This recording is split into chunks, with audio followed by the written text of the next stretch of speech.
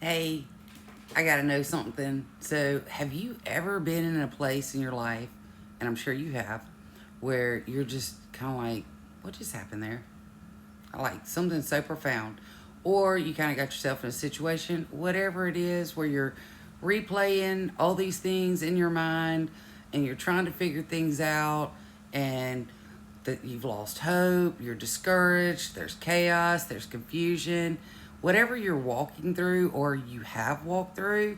Did you ever stop and think that maybe Jesus was walking right beside you and you didn't even see him? You got to invite him in. All right, so look, let me tell you about this. I've talked about it before. We all know Jesus, he's my bestie, and we talk about things all the time. And he brought me back into Luke, where the two men were going to Emmaus, all right?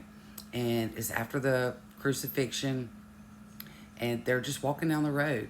And here comes this other traveler, and they're just so discouraged. Their hearts broken. They're telling him about it because sometimes misery loves company, and they're telling him about all these things that didn't play out the way that they wanted it to. They wanted Jesus to save them from Rome. All right, so he's listening, and then he starts giving them scripture after scripture after scripture about all these things where Christ was going to be crucified and that he would rise again. Well, it's kind of sinking in, but they don't really know that it's Jesus. And they don't know it until they get to the end of their walk and they're like, hey, would you come in with us? Have dinner with us? And of course he does, because he's a gentleman like that. And he loves to be there because he cares about you. He cares about your situation. He cares about your people. He cares about the pressure that you're under. He cares about your finances. He's all up in the middle of everything that you're going through, and he cares about all of it. So they sit down, and it wasn't until he broke the bread.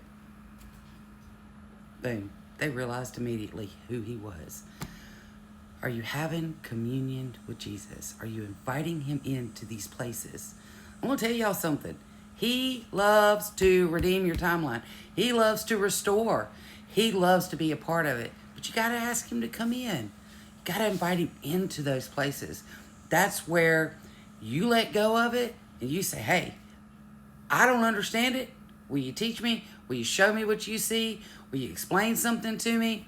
Can you just soften my heart, redeem my timeline? Whatever it is that you're going through, I promise you, your life is so much better when you invite Jesus into it. He wants to be in the middle of it with you. He doesn't want you going through it by yourself. And when that tomb rolled away and nobody was outside of it, he didn't get discouraged.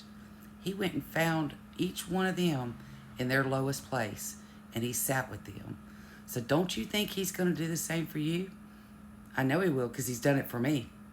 So whatever you're going through, ask Jesus to come into it and ask him to just lead you and guide you and teach you, and just tell him you don't understand, but you want to know more. Whatever it is you're going through, you've got your own language, you've got your own way of surrendering things.